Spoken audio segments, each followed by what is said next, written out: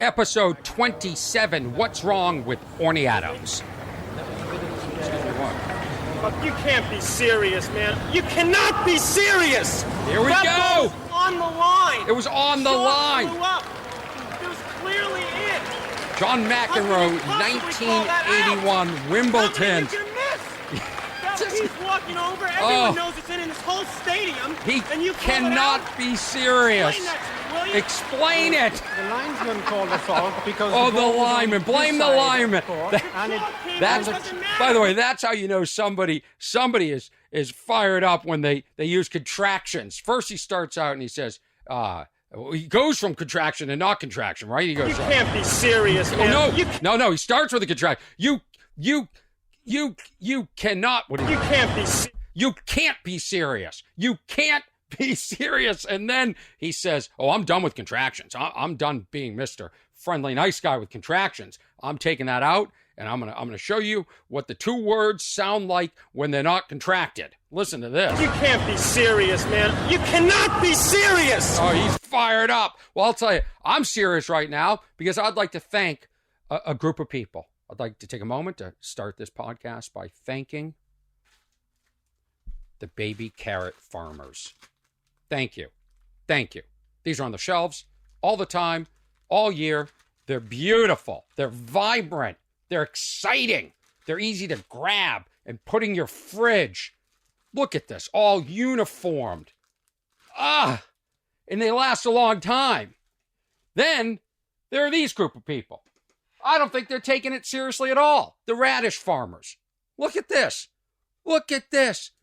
This is how you have to buy it. With all these greens. This is one step away from me picking the radishes myself. Why don't you just give me a map to the farm, radish people, and I'll just show up and I'll pick my own radishes. I mean, what am I supposed to put? I put in a plastic bag, and then a day later it looks like this. Probably has insects in it infesting my fridge. What's wrong with radishes? I mean, at least put a little bit of effort. I mean, I'm calling for a summit today. That's what I'm doing, a summit. I'd like the baby carrot people to get together with the radish people and show them the way. Show them a nicer presentation. And I'm sure there are some radishes that come in bags, but this is all I ever see. This is a lot of extra work for me. I mean, at least try a little bit. Like these people, the celery people. Look at, they cut it for you. They clean it. That's not even cleaned. They leave a little leafy, little greenies. There's a little greenie on there. Basically, they're saying, yeah, there used to be a lot of foliage like the radish people, but we're cleaning it up for you because we care. We care. And there are some that come in a bag like this. What's wrong with vegetables? Well, this is going to shock many of you. This is a headline from years ago.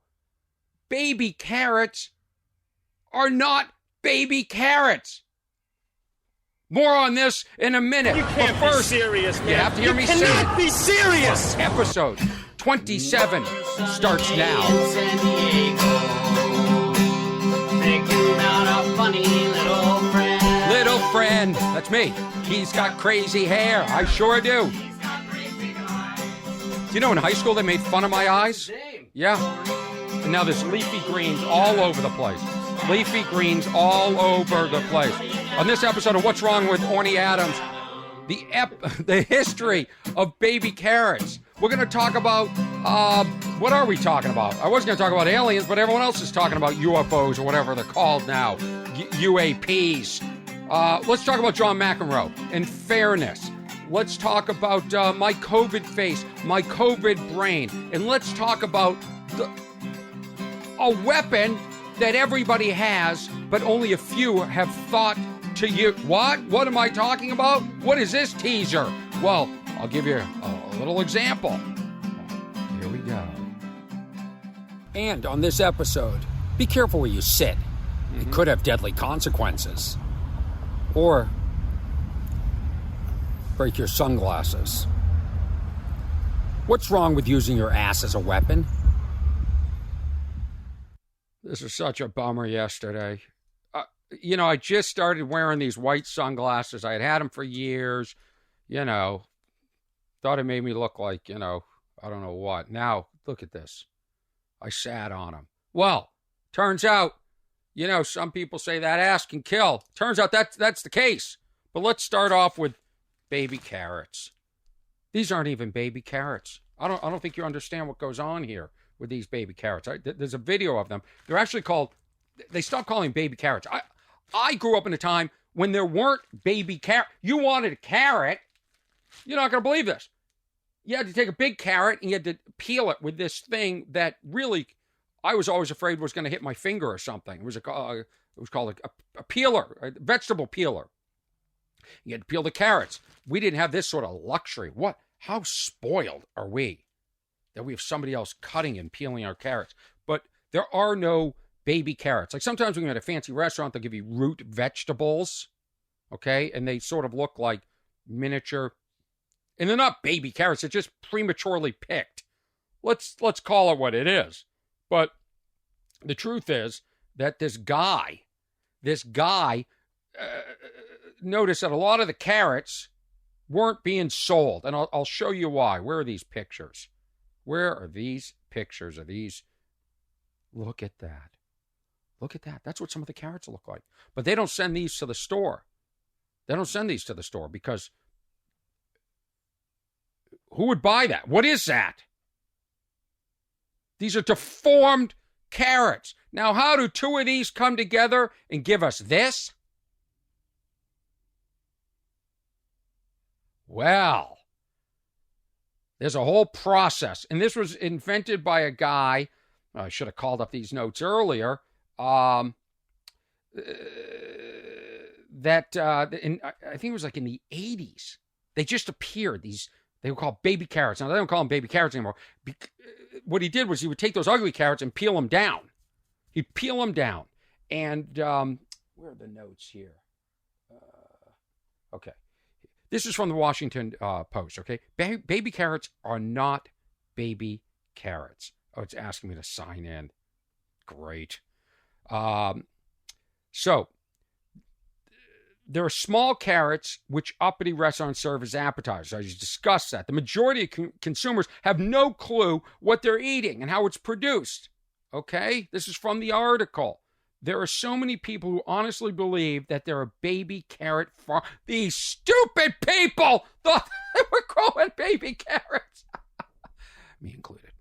But it turns out that's not what. They're little baby sculptures. They take those ugly carrots that I just showed you. Where's that picture of those ugly baby carrots?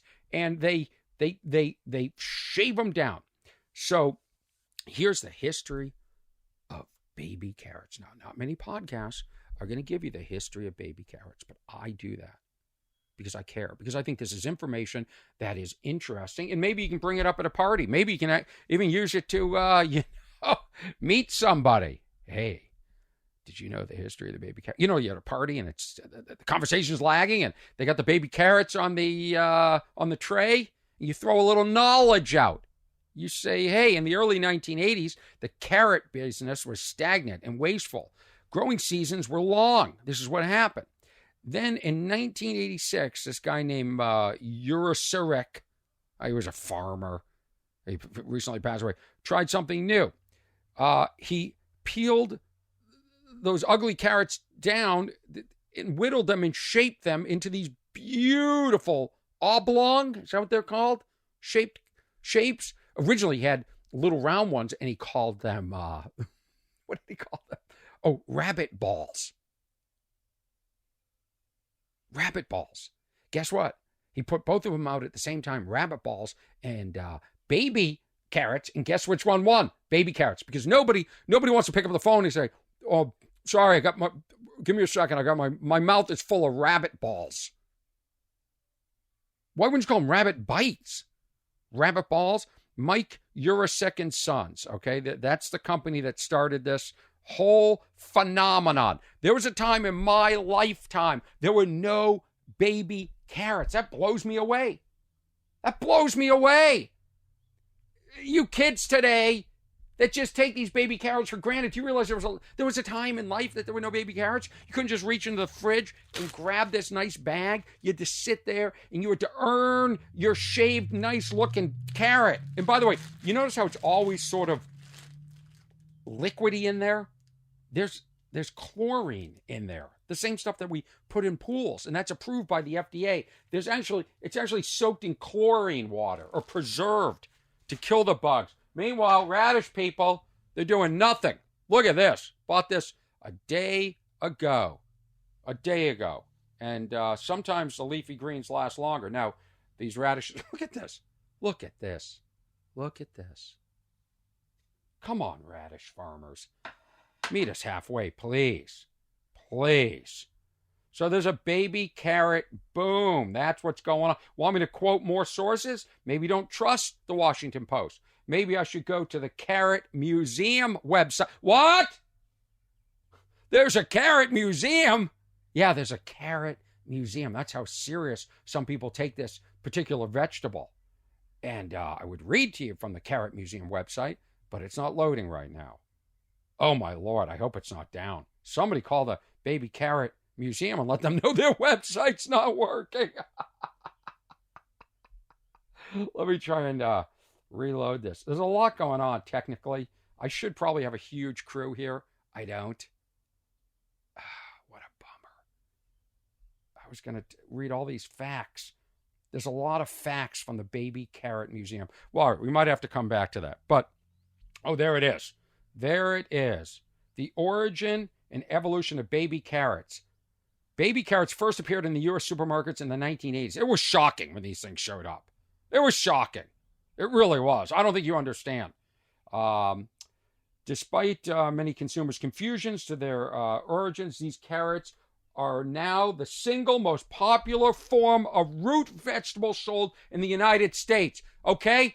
Other countries, where are you with your baby carrots? We know how to respect the baby carrot. Are you respecting the baby carrot the way we are? We've made it the #1 root vegetable in the world. All right? Strictly baby means immature. Well, I guess you can call me baby then. Pulled from the ground before it reached full size. Note, prior to the invention of baby carrots in the 1980s, Joseph T. Listener was early to recognize the appeal and convenience of bagged, ready-to-eat vegetables. In 1959, he designed and built a one-of-a-kind machine that sliced raw carrots into sticks. Oh my, I forgot about carrot sticks. That's right, we used to eat carrot sticks. Like they used to quarter them. Do they still do that? I think they do, right? On like onion dip trays. Okay, I just got excited for no reason. Okay, I just haven't seen one in a while. There's been a lockdown. There's been a COVID, okay? So I haven't been producing sticks, but that's right. I should show you this video I have. Oh boy, there it is, the bunny balls. Bunny balls never made it, but baby carrots were a hit. Yeah, well, I can tell you why. Bunny balls. Stupid name.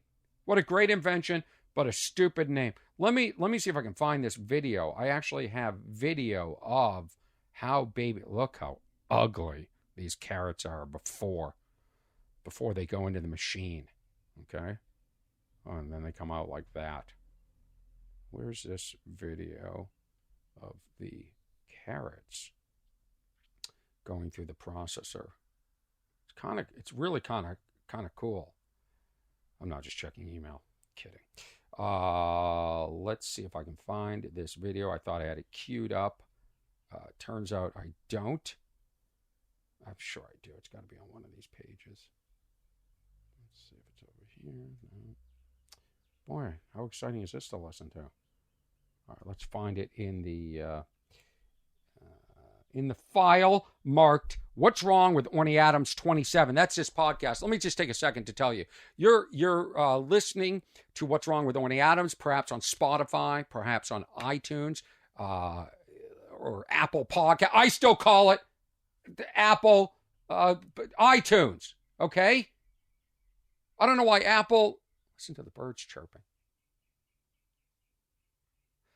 I don't know why everybody has to, why did Google become Alphabet? What was wrong with Google? What was wrong with the parent company being called Google? It's a great name. Alphabet reminds me of that stupid soup. And you know what I'd like to come up with? Emoji soup. And nobody steal this idea from me, please. Okay, instead of letters, because that's what we used to do as a kid, spell out in our soup. We'd spell out words. Well, now we can spell out whatever the hell we're trying to say with the emoji soup. Stupid. I hate emojis. I've never sent an emoji in my life. I think by accident once I hit one. But I hate them. Just say what you want to say. Try full sentences. Try contractions. Try conjunction, junction. What's your function? Try one of them. All right? Those birds got to shut up. Found another nest. I'll show you that in the next episode. Found another nest, bigger eggs. So I'm curious what kind of animal is using me as an Airbnb for nurturing their eggs. It's fun when animals show up on your property and just, do that sort of thing. Anyway, now, Apple iTunes, which was fantastic. iTunes, fit everything, iPod, iPhone, fit the brand. They changed it to just music. Now they're music. It's so arrogant. Music. We're just music now. Music. And then the podcast used to be in iTunes. Now it's its own app or something called Podcasts. You're supposed to know it's Apple Podcasts, not Spotify Podcasts. So I don't know how to promote this. It's Apple Podcasts. By the way, I still call them UFOs. Now they're calling them UAP, Unidentified Aerial Phenomenon. Why? UFO is great. Unidentified flying object. Why do we have to change stuff? Why can't something stay the same? So anyway, last week, uploaded the podcast, I think on Thursday. It didn't appear in iTunes. Excuse me. Sorry, Apple. I don't mean to not go along with your little plan, but it didn't appear on Apple Podcasts until this Wednesday. There was some sort of glitch, and I was losing sleep over it. I put a lot into this podcast, and it really bummed me out because I could see a lot of people weren't listening to it. I think like 70% of the listeners grabbed this off of the Apple Podcasts. There, I said it. I got it right. All right? So, and people, this is now on YouTube. So if you want to see the radishes and what they look like, and you want to see what the baby carrots and the celery looks like, go to youtube.com/Orny Adams. Search What's Wrong with Orny Adams on YouTube. Just search my name. It's not like there's millions of videos. You can find people. How do I find it? Well, you find it. You find it. If you really care, you find something. Why do I have to hold your hand? Why do I have to tell you where my next show is? Why do I have to tell you how to get tickets? Why do I have to tell you what the parking's like? Why do I have to tell you where the bathroom is when I'm off stage and the customer goes, "Where's the bathroom?" Why do I have to deal with this stuff? Working my ass off to put together the best podcast I can. I'm overwhelmed. I'm surrounded by all this technology. I have cameras everywhere. I've got monitors. I've got clips I'm pulling off of my laptop, and I'm pre-editing all this stuff. Guess what, everybody? I'm doing this on my own. I do this on my own. So when you come to me after a show and say, I loved your stand-up show, do you have a podcast? And I say, yeah. You should just say, wow, I look forward to listening to it. That would make me happy. Occasionally that happens. I ran into two guys who knew me. Okay. Tommy. I was at a sandwich place. I had my mask on. And Tommy said, is that you, Orny? And he said it like a friend. I was like, yeah, man. How you been? Because I don't know. I don't know if I know you or not. I meet a lot of people. And, sometimes I'm talking to somebody for a while. And then I realize, I dated this person. So I can't say, how do I know you? And sometimes you touch people's lives in ways that you don't realize. And that was the case with Tommy. Tommy spoke to him for a while, and then he revealed, I didn't know him. Now, I don't know if this is a guy that worked at a comedy club. He could have worked anywhere. I could have met him. I could have looked like a guy maybe I met at the gym. Maybe this is a guy from the gym. I don't know. And so Tommy revealed that he had seen my show. This was really cool. He saw my show at the Improv years ago. Remembered this bit on Target and using a coupon at Target, which made me realize I'm now doing a coupon bit about Bevmo or liquor store. So maybe I need to come up with new topics to talk about.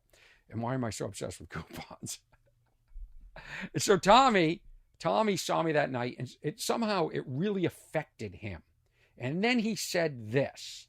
He said, I said, wow, have you come to a show since?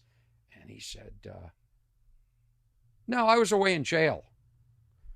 I go, oh. I don't know. Now, I watch these shows on jail, and you're not supposed to ask people what they went to jail for. You know, it's bad manners. So I said, what'd you go to jail for? And he got into a fight. And then he was with this other guy who once he found out I was a comedian. He was very excited to meet me. He stood up, he fist bumped me, nice guy. He was wearing Dodgers hat, Dodgers shirt. And I said, Dodgers fan? That's my joke. I go, Dodgers fan? When they're doubling up or tripling up on the logo gear. It was very edgy to do. This guy looked like he could have killed me, but I went for it. And he laughed. And I said, how do you guys know each other? His name was Ricky. So it was Tommy and Ricky. And they met in jail or prison. I don't know what the difference is. And so I said, did you get in the fight that night after my show? And that's when Ricky said, is that the night you caught the case? Or did you catch the case that night? That's street talk, everybody. That's street talk. For catching a case means you got to go on trial. So what happened was, I guess I got into a fight. I sort of dozed off during the details because I was waiting for my sandwich or salad to... Yeah, meanwhile, this guy is in great shape. He's eating a huge sandwich, and I'm eating a salad. So I guess I got into a fight. I said, did you win? He goes, yeah, 4 punches. I said, so that's the award for winning, going to jail? And he goes, yeah. I go, with the other people? He goes, no. I said, I would have liked if they locked you guys all up and then the fight continued in jail. That's the way I see the justice system. Anyway, big hello to Tommy and Ricky, and I'm saying that because he knows my bits, he remembers my bits, he shares my bits, and he listens to the podcast. So I know he's listening. Very nice guy. He has since jail, married, kid, seems to be doing a job, seems to be doing better than me. So really nice and a beautiful interaction. And thank you for saying hi, Tommy. Now, Tommy, in jail, are you guys talking about baby carrots and how they're made? Because this is something that you guys might be interested in. Now I'm going to try and find this clip again. I know the show dragged for a second as I was doing that. How are baby carrots made? Oh, here it is. Here it is. Oh, I did have it fired up. I'm going to play a clip now. I know people are listening. This is about a 90-second clip that takes us through the entire process of how baby carrots are made. And I'll talk a little bit through it so the listeners at home get some value out of this segment. How are baby carrots made? Whoa. So there's a big tractor pulling the carrots out of the ground. I didn't even realize that people aren't doing that. But there they are, and they've got all the greeneries around them, which I think are called cull, C-U-L-L, and then they're washed. So now they're showing all the carrots being washed. I don't see any ugly carrots like the deformed ones I showed earlier. And the carrots are going down a conveyor belt. They look pretty good. And now they're cut into 2 pieces, the carrots. Something happened, I missed it. They're cut into 2 pieces. And now the smaller pieces are removed. What happens to that? Probably becomes like feed for animals. And then the 2-inch pieces are sorted by diameter. See, these baby carrot people take it seriously. The small, medium, large, or hold on, what did that say? Gotta go back. The small, medium. Next, they are peeled by rough stone steel. No, wait a minute. What happened? with 2-inch diameters. The small, medium, and large, and extra large. They have different sizes. Next, they are peeled by rough stone rollers.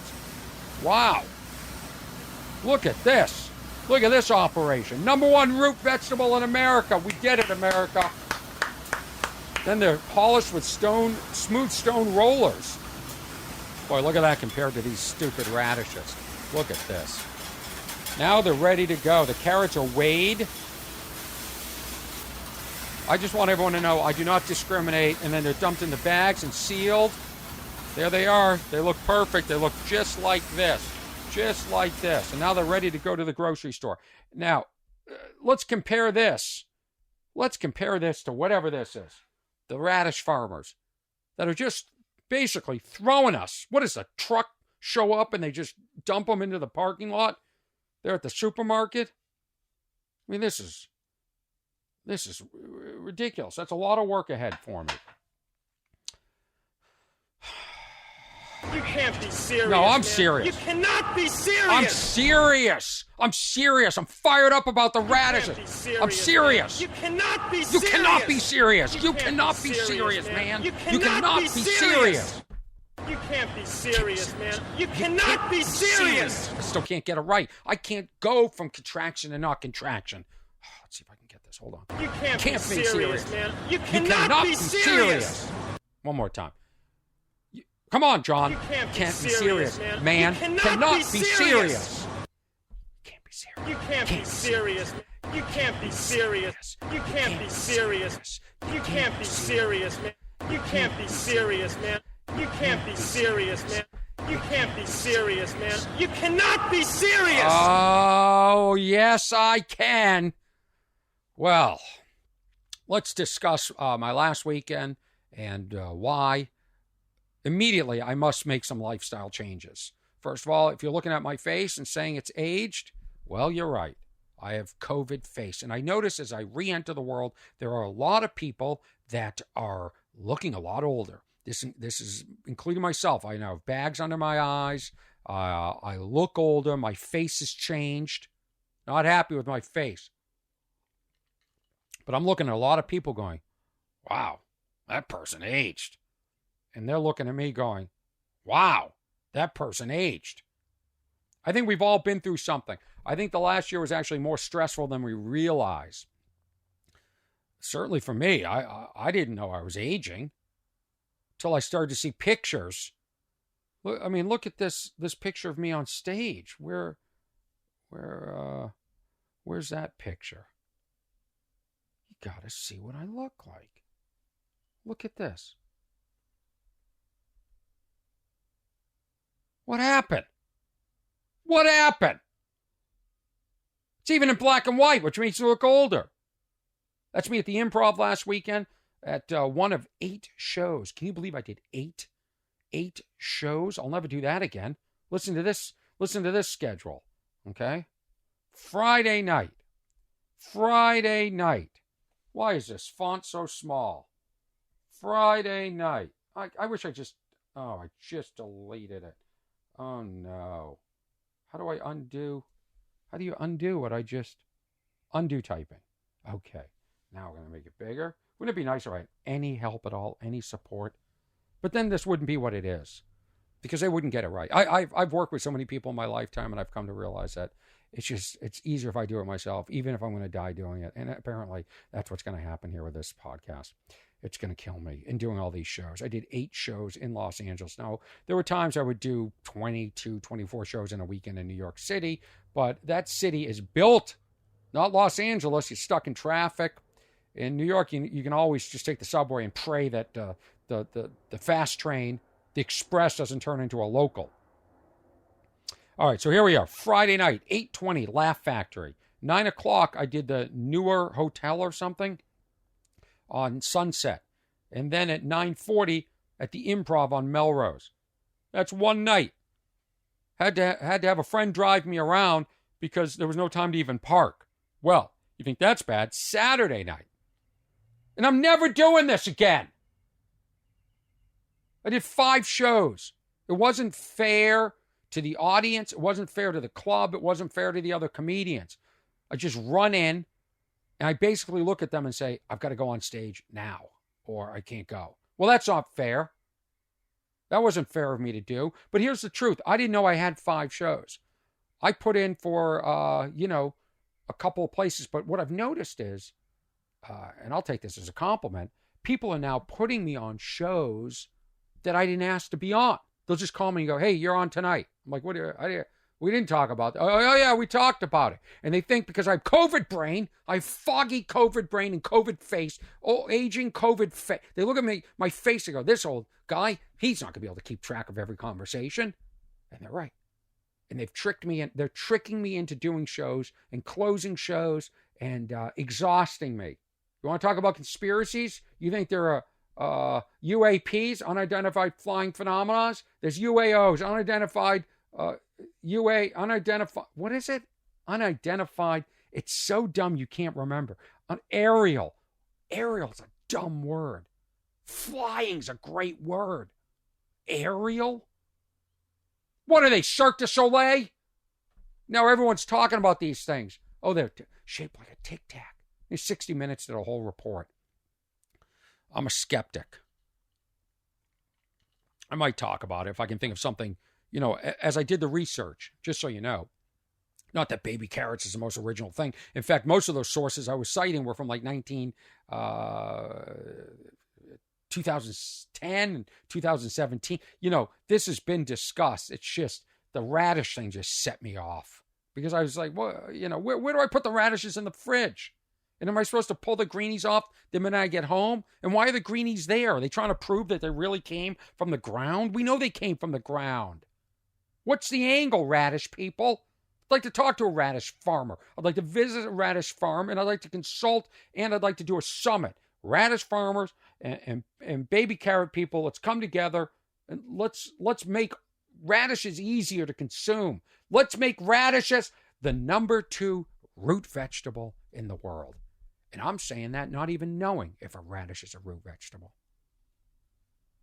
But I'm going to go out on a limb and say it's a root vegetable because it grows underground, because it comes with dirt on it. Yeah, it reminds me of these people. This is the way I live my life, okay? All right? Baby carrot. Nice. Okay? Then there are some people, and I think you know what I'm talking about. They're the people that go mudding. They take their trucks out, and they come home all proud with mud all over their trucks. Yeah, they're the equivalent of the baby radish people. And when we were watching that video, I wanted to say earlier, I do not discriminate against a small, medium, large, or extra large, whatever the size of those carrots are. I accept all baby carrots in every size and iteration. I accept you all, okay? All of you. I don't discriminate. Where's my coffee?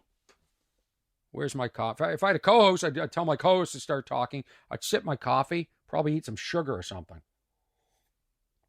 Back to my tour calendar. Saturday night. Ready? 7:40 p.m. Laugh Factory. I'm doing like 20 minutes, so that takes me till 8. Now I have 20 minutes to get to the Whitley, which is an outdoor, it's really cool. I'm doing it tomorrow night. I'm doing 2 shows, even though I said I'm never doing this to myself again. I'm at 8:20 at the Whitley, which is on Hollywood Boulevard, which I don't know, it turns into Mad Max at about midnight. Gets a little bit like, what's going on here? And then you're stuck in traffic. So it's hard to get in and out of that venue. And parking's $20. Don't charge the comics $20. Got news for you. You know why the parking lot's full? Because of the comics. So you don't charge us $20. You can't take Ubers anymore or Lyfts because they're not dependable in Los Angeles. Why would nobody's accepting small rides anymore. Nobody's even driving anymore. It's impossible. So now 8:20 to 8:40, I'm on stage at the Whitley. Now this is only if these shows go off on time, and they never do. So 8:40 off stage at the Whitley. I'm supposed to be at the Roosevelt Hotel. I have to get into the hotel. I have to find what space this show is at and be on stage at 8:50, 10 minutes later. Well, that's impossible. That's the venue I ran in and said, listen, I'm sorry. And they were the first to book me, so it wasn't appropriate to them. And I ran in, and they wanted to do a photo shoot in a separate room. They wanted to, I don't know what they wanted to do, some promos. I said, I got to get on. I got to get out of here. I apologize. I owe it to you. I'll do it. I'll do another night for sure. I get off stage at 9:05. Now at 9:10, I'm supposed to be back at the Whitley. Now, these two clubs are a half a mile apart. You could run in 12 minutes. When I was younger, I would do that. But now I have a guy driving me, a friend. So he has to sit outside of the Roosevelt. I run out. We go again. Well, we're stuck in traffic. I get to the Whitley. I'm supposed to go on second at the Whitley. I said, listen, I got to go on now. Just start the show. I'll just go up there and just start talking. Well, it didn't make for a great show. It didn't make for a lot of great shows because, honestly, I was only thinking about getting to my shows. I was only thinking about what's next. I wasn't being present, and the show suffered. It wasn't fair to the audience. It wasn't fair to the venues, and it certainly wasn't fair to me. It destroyed me. I don't know why I did this. I don't know. I think it's ego. I think it's like the sense of being wanted. Wow, all these places want me. All these people are willing to accommodate me, but it wasn't fair. And I said, I'm never doing that again. And, I apologize because I want people like to see me like Tommy did and change and end up in jail. So tonight I'm doing, it's Friday, I'm doing Jam in the Van, which is a really cool, I call it hipster show. Maybe that's inappropriate, but the first time I signed up to do it, I was trying to find the address. It wasn't on the flyer. And so I sent a text to the promoter. I said, hey, might help to sell tickets if, the address of the venue was on the flyer, the promotions, your website. And he said, oh, that's what the show's about. It's a van that just shows up in a parking lot. We don't tell people until the afternoon of. And I thought, oh, that's how unhip I am. I couldn't even figure that out. Like, that's what people want. People don't want to know where the show is. So anyway, Jam in the Van tonight. I'm closing that show. And then tomorrow night, I just have 3. I'm happy to announce I've cut my schedule from 5 shows, a super unreasonable 5 shows to a unreasonable 3 shows. So tomorrow night, I'll be back at the Whitley for 2 shows and then the Improv. Oh, and that Saturday night, my last show, the 5th show, I did the Improv and I was able to relax. It had been a long night for these people. They've been there since 8. I didn't get on until 10:10. I did over 30 minutes.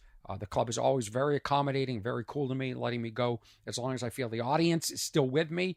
And they sure were. And I felt loose and, I felt like I was going in and out of different areas and spaces and experimenting. I had some friends there. One who's a listener of this podcast. One who is singing this theme song right here. That's right. That's Kirk.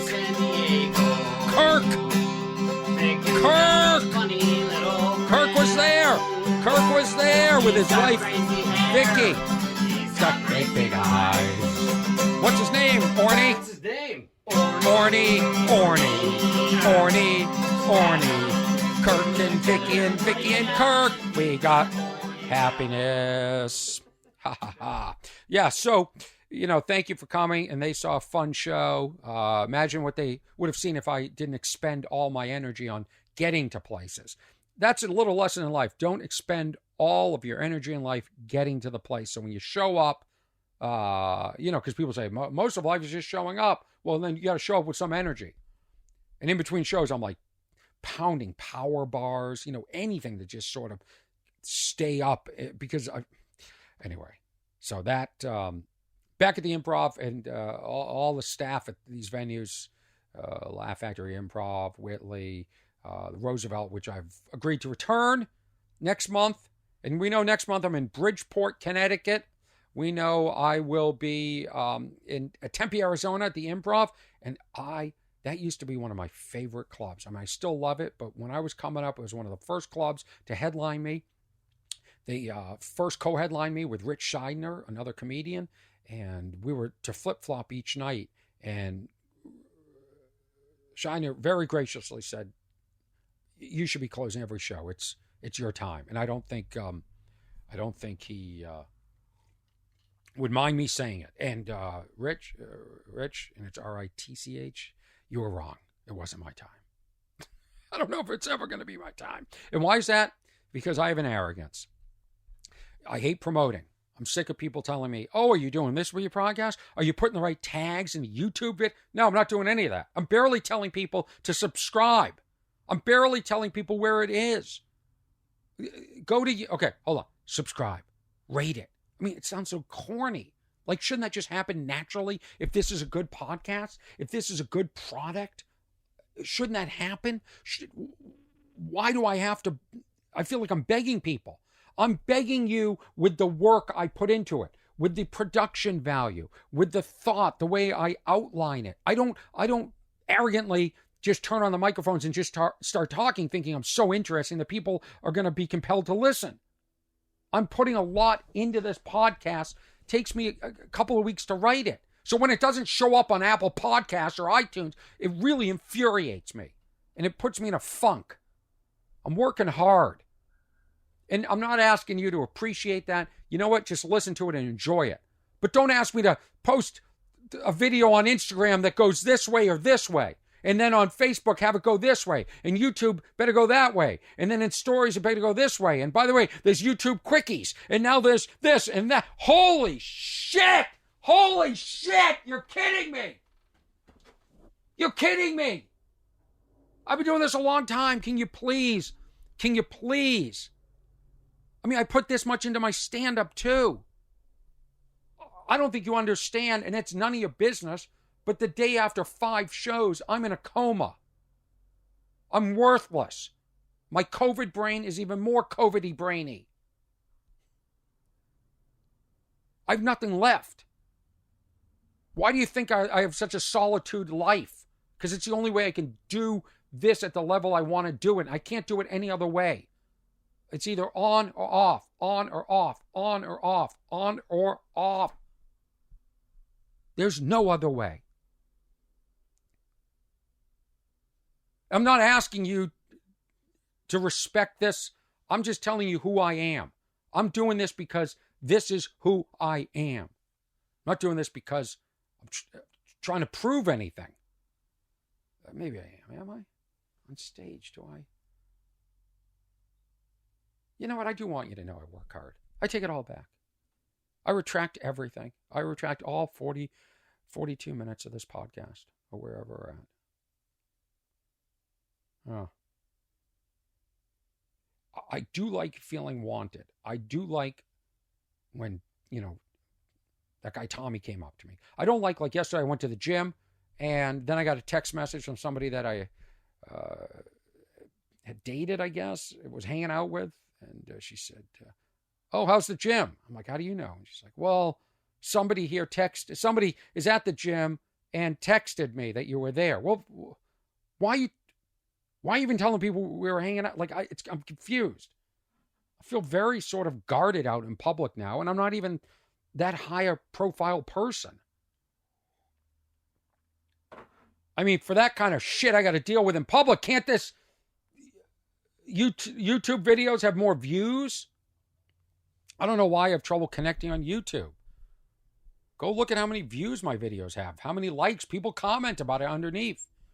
I wonder. I don't know what it takes to get traction, but I certainly don't think it's changing a video that is horizontal to vertical to up and down to, this. To when do the graphics come in? When do they? I mean, I'm so sick of algorithms. I'm so sick of marketing. I just want to spend my days writing, and then if it happens, it happens. That's all. I mean, I guess I'm a bit like the radishes.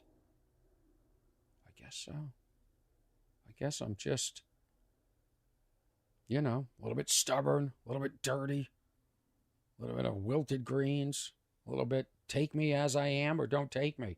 Because people say to me, how do I find you? Well, even from a young age, when I was a comedian in Boston, maybe New York, people would say, oh man, you're funny. How do I find you? And I said, here's my card. Look at that. Look at that.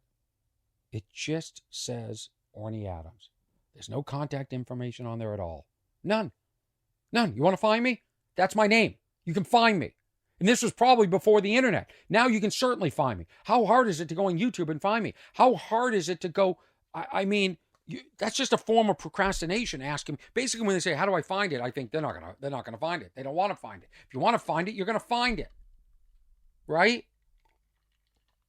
Holy cow! I'm doing a show tonight where they don't even tell you the location, and then people find it. But nobody can find my podcast, which has my name in it. Garbage. It's all garbage. This whole world. I mean, You can't be serious, man. I know. You cannot be serious. I know. Come on, Mac. I loved Mac. You know why I loved Mac? Because he was about justice. He was about what was right. And he fought for it. He really did. Let's watch some McEnroe. Let's watch this video from the sort of when this whole thing happened. So this is 1981. It's the Wimbledons. And this is what made McEnroe famous. Well, he was already famous. He was the number one single men's tennis player in the world. And I'm not going to get into his dispute with Serena Williams, which he's been labeled a sexist or having a sexist opinion. I haven't researched that. I haven't looked into it. I don't think I would have said what he said. But here's a guy that made a career saying what he thought was right. And I respect that because that's sort of how I live my life.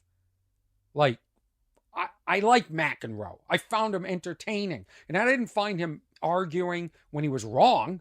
So, so be it. So here, this is 1981. It's the Wimbledons. My mind, COVID.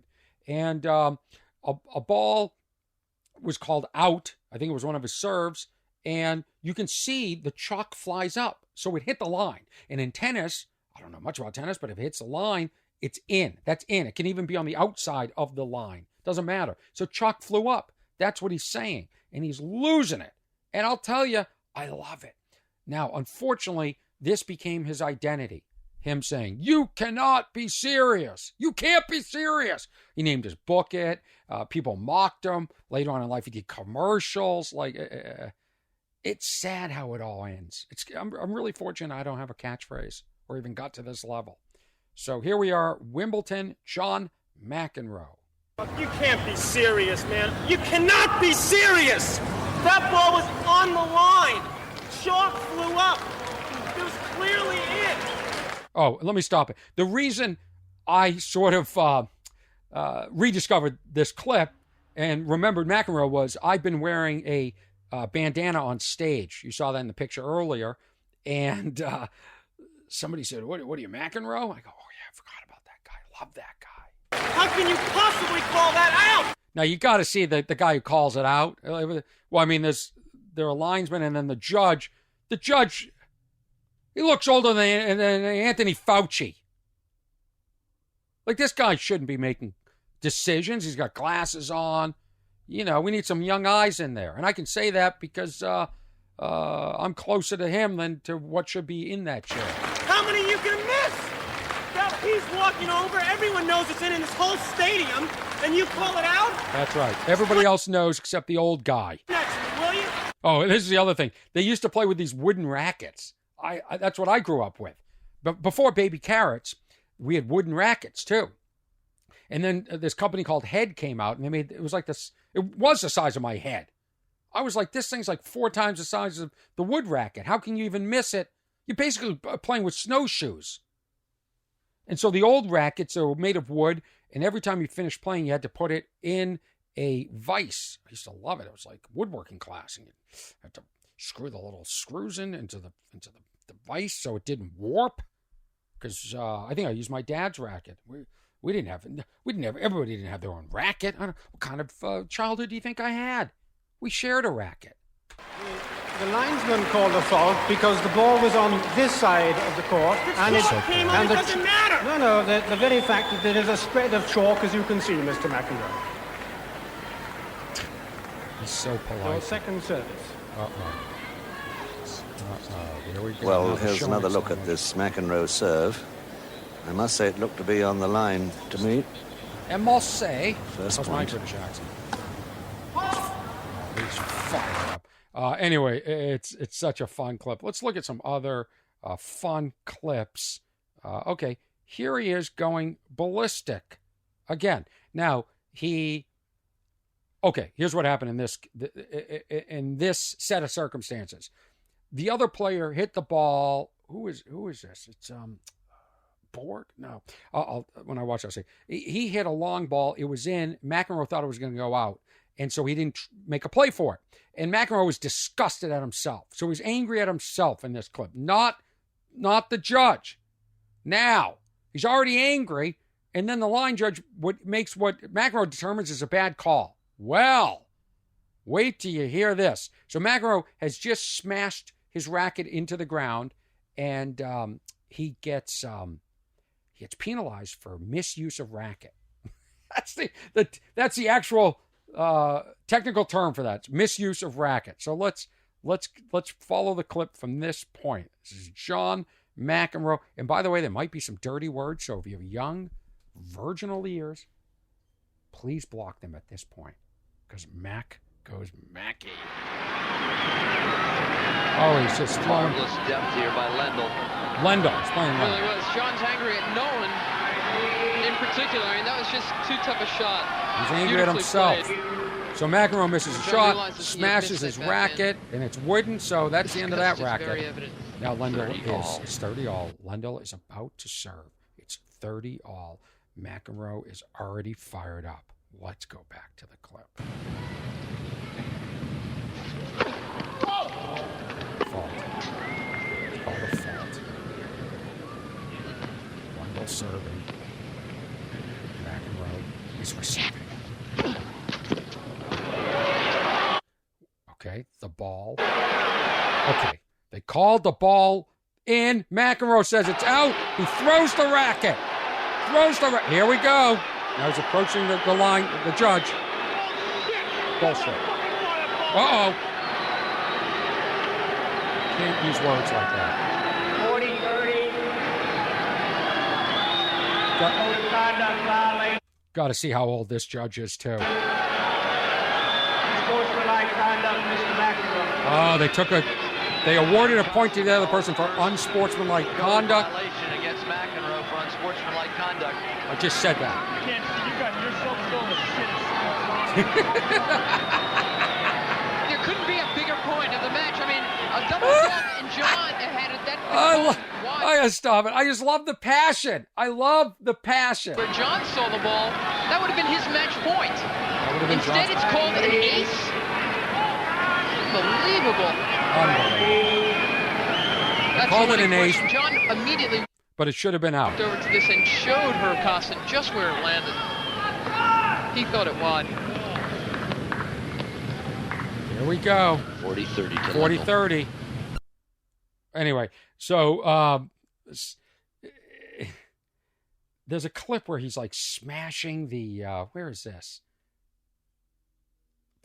No, it's not that one. There's one where he goes over and he smashes all the water on the side, his entire table full of stuff. I mean, he threw tantrums, but guess what? He was interesting to watch, and I don't think he was wrong.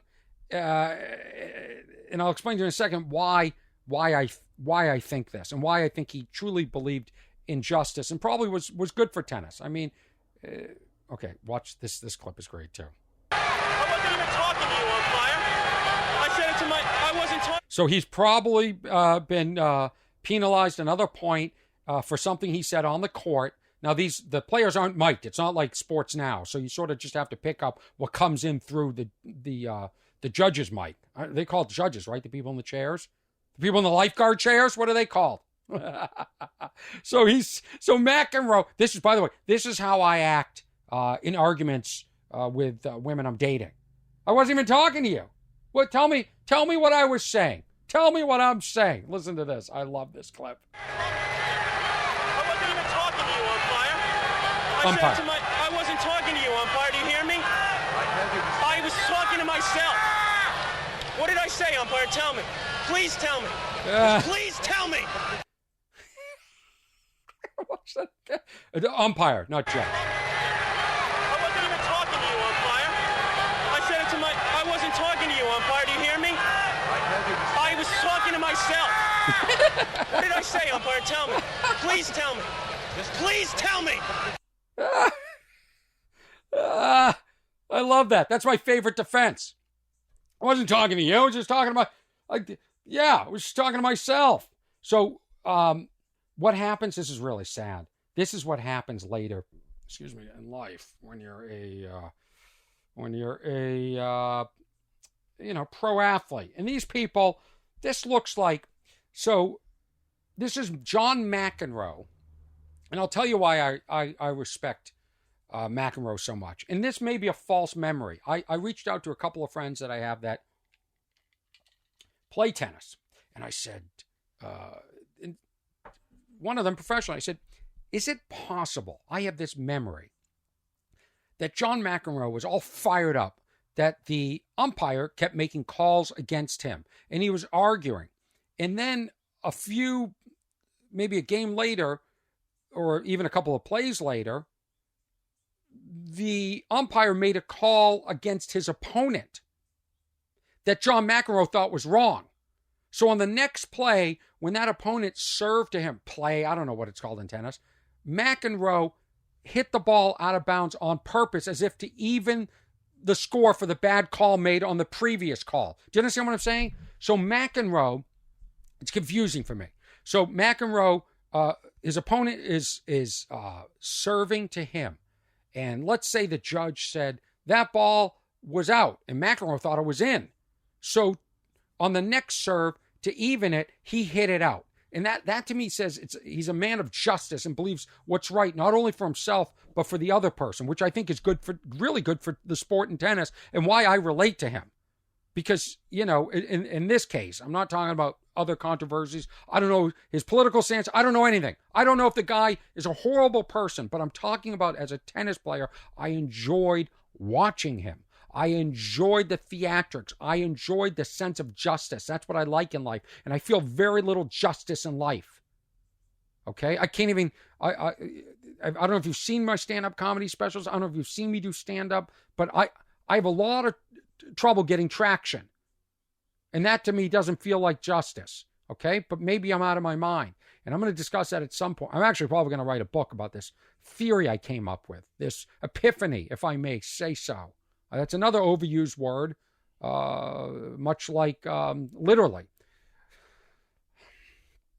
But he fought for the other opponent. So he doesn't just scream when it's against him. He's about fairness. Now, this might be a false memory because I searched everywhere and I couldn't find this. I couldn't find the clip where McEnroe, I searched everything, even the score, whatever it was. I couldn't find it. So if it's out there, if somebody knows, please send it to me. And also, the email for this podcast is what'swrong@ornyadams.com. What'swrong@ornyadams.com. And you can go to, there's a website now, teamwhat'swrong.com, because you can be part of the team. So teamwhat'swrong.com. And I read all the mail, and on some episodes, I dedicate some time to it. On this one, I've already run out of time. I'm just nearing an hour. So, but I love that sense of justice. And just so you know how much I relate to it, I had an iPhone once, and the mute button on the side that goes up and down on the side of the phone, it's like over here.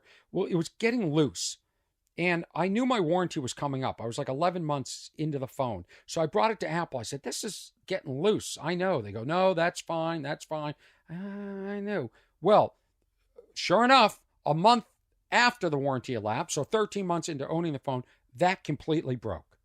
Okay, so I bring it back to Apple, and they go, "Well, it's not covered under warranty." I said, "Well, but I was here a month ago. I was here a month ago with the phone. I brought you the phone, and it's look at the." They go, "Yeah, we see it in there." I said, "Well, shouldn't you cover it? It was like a pre-existing condition." This is before people talked about pre-existing conditions. I was using words like that, and they said, "No, unfortunately, it's out of the warranty." And then the guy said to me, "Ready for this?" I have a little tickle in my throat. Hold on. Isn't there like a dump button, something I can hit so I can cough like that? Allergies out here. The guy said to me, "It's out of warranty. We don't cover it." Now, I love Apple. I'm what you call an Apple fanboy. I follow the events when new products come out. I always get the new products. I love Apple. I own Apple stock. Okay? They should fix this product. Why is a $1,000 phone breaking after 13 months anyway? Shouldn't this hardware stand up? So the guy said to me, let me ask you a question. How'd you pay for the phone? I said, I don't know. You use American Express? I said, I think so, yeah, probably. He said, well, they cover it for an extra year. So you can call them and they'll replace the phone. I go, I'm going to call American Express and have them replace your phone that's broken? Why should American Express cover it? So I said, how do I elevate this within Apple? So a manager came over. I spoke with her, and she stood by the original decision. I got turned down. So then I called Apple. I called the tech support, and I filed a claim. And they elevated it for me. And I explained. I said, why should American Express? And then I called American Express. And American Express agreed to purchase me a new phone. Okay? So I knew I was getting a new phone no matter what. Okay? And I could have just said, great. Thank you, American Express. I'm going to get my new phone. But guess what? That's not fair to American Express. Right? This isn't American Express's problem. This is Apple's problem. I brought it in. I said, look, this is going to break. Let's fix it before it breaks. And they refused to do it. And now they're going to try and give it to American Express. So I spent 2 weeks getting elevated all the way up Apple, saying, you need to cover this, not American Express. This is your problem. You're a huge company. And eventually somebody at Apple approved it. And Apple repaired the phone that they should have repaired. Now I could have taken the easy road out. Why am I destroying my life? Why am I taking my time to do this? Because it's right. And sometimes in life you do what's right. And if everybody did this, companies wouldn't get away with this bullshit. Stand by your product. Stand by your product like the baby carrot people do. Stand by it. And that's why I relate to John McEnroe. Now, what's always sad is when rockers get old. I love watching old videos of rockers and how they've aged. I'm obsessed with it. And athletes. Now, some athletes transition well. Unfortunately for tennis, I think like in your mid-30s, they put you on a senior tour.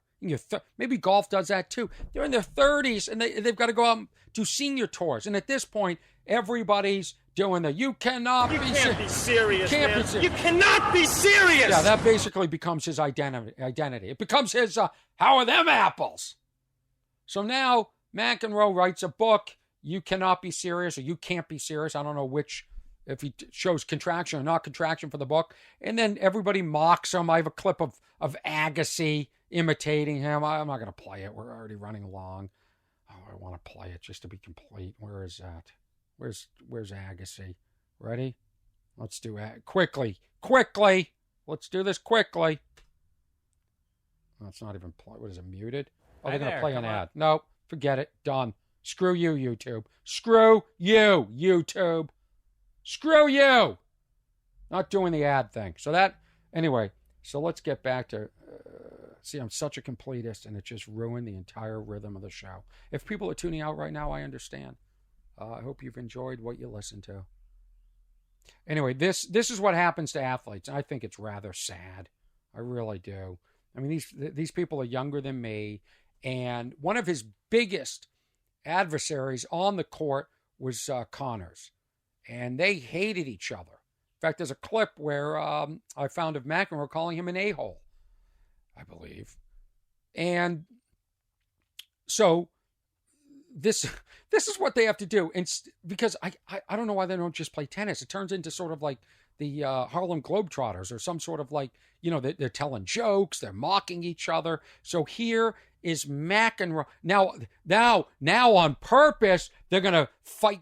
Like in the senior tour, McEnroe gets all angry about stuff. Like I found one clip where he's yelling at a baby for crying and everyone's like, oh, look at Angry John. Yeah. It's like his brand. It's like when basically it's me on stage getting angry about stuff and you guys are going, oh, that's pathetic. But people are going, that's his brand. So that's why I relate to McEnroe. But here he gets angry at like things. So now they all fake that it's a bad call, and then Agassi will go, "You cannot be serious," and everyone cheers like it's the most funny and original. Why can't they play tennis? Why do they have to be funny? Why do non-funny people have to be funny? Can I just be funny for you, please? Go back to playing tennis. People don't come to my shows and want to see me play tennis. Although that'd probably be pretty funny too. So here they are. This was like in the 80s. This isn't, 90s. I don't know when this is. 2000, whatever. But so now there are 4 people on the court. For the people at home listening on Spotify or Google or Apple Podcasts. Yes, I'm playing with the microphone. That's that sound. There are 4 people on the court. And what's going to happen is McEnroe's going to make fun of Connors for drinking. And boy, everybody in the stands gets super excited about that. This is tennis humor. You think dad jokes are bad? Tennis humor. Look at this. Well, he's certainly the tallest southpaw. So they forget the score. They've lost the score, at least momentarily they did. But at this point...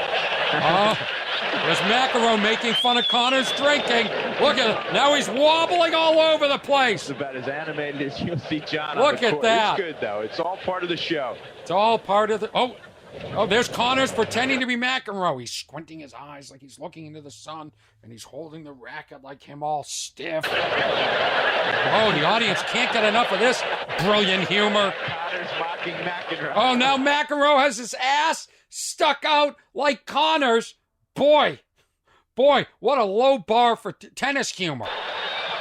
And now they're all playing all stiff like each other and hitting the ball basically at the level that I play tennis. I could play the senior tour, and I got better jokes. Oh, they're all... Yeah, Connors is playing with his knees buckled in like McEnroe does, and McEnroe's playing with his ass stuck out and all hitting the ball slow. And oh, boy, the audience can't get enough of it. They're slicing the ball. Oh, now they're all throwing their rackets. They're throwing their rackets. Oh, I don't want to get old.